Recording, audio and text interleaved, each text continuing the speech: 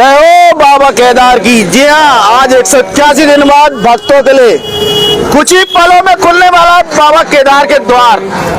पूरे मंदिर को जो है फूलों से सजाया गया है। 12 ज्योतिर्लिंगों में से प्रमुख है केदारनाथ। इसका याद आते ही, स्मरण आते ही मुझे 2011 की यादें ताजा होने लगती हैं। पहली बार जब मैं अपने साथियों के साथ गया था तब हम 4 लोग थे, शरद, राजेश, महेंद्र के साथ। स्विफ्ट डिजायर कार थी उसकी। जुलाई का महीने था, तारीख याद नहीं है। हम लोग हल्द्वानी सुबह 7 बजे निकले और देर रात पहुंच गए थे। रात हमने रूम में बिताई। अगले दिन सुबह गौरीकुंड के गर्म स्रोत में स्नान किया। गर्म गर्म पानी आना इस कुंड की सबसे बड़ी खासियत है। यहाँ से केदारनाथ की दूरी मुझे याद है करीब 19 किलोमीटर थी। हम लोग पैदल चलने लगे। बड़ा ही मनमोहक दृश्य लग रहा था। ऊंचे ऊंचे पहाड़ लेकिन जवानी के जोश के आगे बहुत छोटे लग रहे थे। लेकिन चलते चलते गौरीकुंड पहुंच गए, लगभग 5 किलोमीटर, जिसमें करीब 3 घंटा लगा। इसके बाद फिर थोड़ा आराम किया, फिर चढ़ाई, फिर 2 घंटे में भीमबली थोड़ा रुके, फिर चले। इसी तरह रामबाड़ा पहुंच गए, 2 घंटे शायद फिर लगे। साय हो गई थी, लिहाजा थक गए थे, नाइट स्टे वहीं किया रूम लेके। अगले दिन मॉर्निंग चढ़ाई आरंभ की और 3 घंटे बाद बाबा केदार मंदिर दिखते ही थकान पता ही नहीं चली। आगे बढ़ने लगे तो नहीं माना था, चूंकि खानदानी स्वाभिमानी पत्रकार थे, थोड़ा किसी की रोक टोक पसंद नहीं, लिहाजा मंदिर में घुस गया। हाथ में कुछ नहीं था, यहाँ तक कि प्रसाद भी नहीं। लिहाजा सीधे 10 मिनट में गर्भगृह के अंदर जिज्ञासु की तरह इधर उधर देखने लगा। मंदिर की बनावट, मूर्तियों का बाहर से, नंदी के आगे फोटो खिंचवाई बाहर आके।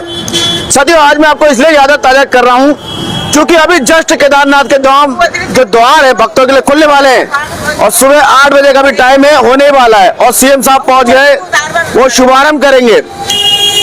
और आपको बता दें 2013 की प्रलयकारी आपदा, तब 16 और 17 जून को प्रलय आया, सब दंग रह गए थे।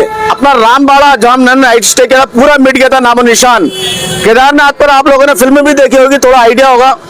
पूरे देश में चंदा हो रहा था उस दौरान, मैंने अपनी आंखों से देखा था। जब हम छत्तीसगढ़ आए थे उस दौरान हम लोग माहौल में थे। ये 2013 की बात है। वहां लोग उत्तराखंड वासियों को मदद करो क्या चंदा इकट्ठा कर रहे थे।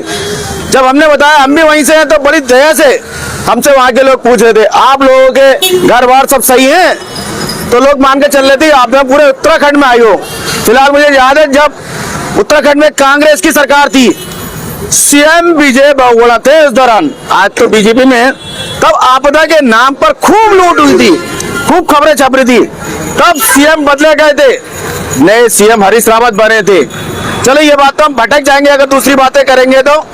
फिलहाल अगर आप सक्षम है, पैसे में आपके पास है तो हेलीकॉप्टर से यात्रा कर सकते हैं गुप्तकाशी और फाटा से। जी अगर और ज्यादा सक्षम है तो सीधे देहरादून से केदारनाथ, बद्रीनाथ, चारों गंगोत्री, यमुनोत्री, चारों 7 धाम कर सकते हैं। अगर और अच्छा एडवेंचर के शौकीन है तो आप पैदल यात्रा भी कर सकते हैं अपने साथ, लेकिन अच्छे जूते, अच्छे टॉर्च और अच्छी स्टिक और अच्छे ऐसे तो गीले कपड़े ना, क्योंकि बारिश होती है, हिमालय क्षेत्र है, लिहाजा बारिश का हर समय संभावना बनी रहती है। और उसमें जो थकान होती है, एक सांस फूलने का होता है, सांस जो फूलती है वो देख के जाएं, क्योंकि ऐसे लोग ना जाएं ज्यादा कोशिश हो। चलिए देश की अन्य खबरों में बात कर लेते हैं, ये तो लंबा हो जाएगा। फिलहाल जय हो बाबा केदार की। पश्चिम बंगाल में प्रचार बंद होने के साथ ही अब यानी कि 23 अप्रैल को वोटिंग को लेकर पूरी तैयारियों का अंतिम रूप दे दिया गया है। अत्यंत संवेदनशील बूथ है, वहाँ सीआरपीएफ की तैनाती रहेगी। साथ ही विधानसभा चुनाव में किसी प्रकार की धांधली, फर्जी मतदान और बूथ कब्जे की आशंका को रोकने के लिए चुनाव आयोग ने व्यापक तैयारी शुरू कर दी है।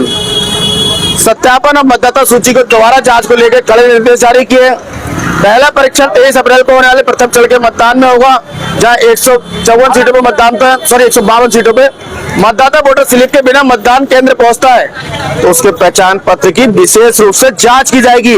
साथ ही यह भी पूछा जाएगा कि उसने वोटर स्लिप क्यों प्राप्त नहीं की। मतदाता सूची में अनुपस्थित, लापता, मृत या दोहराए गए नामों के अंतिम समय में एक बार फिर समीक्षा की जाएगी। इसी कारण स्लिप वितरण के दौरान बूथ स्तरीय अधिकारी यह भी सत्यापित करेंगे कि सूची में दर्ज व्यक्ति वास्तव में मौजूद है या नहीं।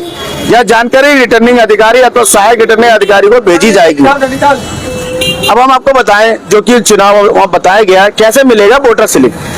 बूथ स्तरीय अधिकारी घर घर जाकर मतदाताओं को वोटर स्लिप सौंपेंगे। यदि संबंधित मतदाता घर पर मौजूद नहीं मिलता है तो परिवार के किसी भी वयस्क सदस्य की पहचान जांचने के बाद ही उसे स्लिप दी जाएगी। वोटर स्लिप देने के बाद रजिस्टर में हस्ताक्षर लेना अनिवार्य किया गया है।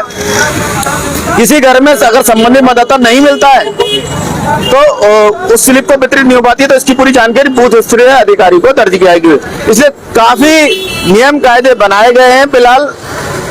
तो कल पोलिंग है सुबह 6 बजे से शाम को 8 बजे से 6 बजे तक है। तो साथियों, इसी के साथ नमस्कार, बने रहे खबर संसार के साथ हर अपडेट के लिए। जय हिंद।